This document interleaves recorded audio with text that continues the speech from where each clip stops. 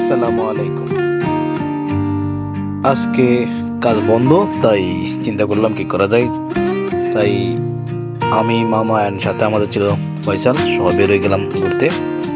And আমরা ঘুরতে ঘুরতে চলে গেলাম একটা নার্সারিতে। সেখানে দেখলাম নানা রঙের ফুল, অ্যান্ড ফুলগুলো দেখতে অনেক চমৎকার লাগতেছে।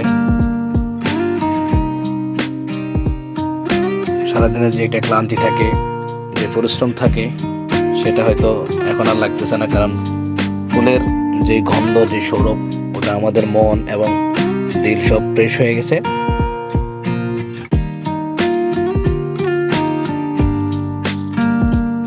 নার্সারিতে আসার পর দেখতেছি এখানে রং বেরঙের ফুল রয়েছে এবং রয়েছে অনেক প্রজাতির গাছ। খেয়াল করলাম এখানে একটা গাছে, ছোট একটা গাছে সবেদা ধরছে। তো এটা দেখে আমার অনেক ভালো লাগলো।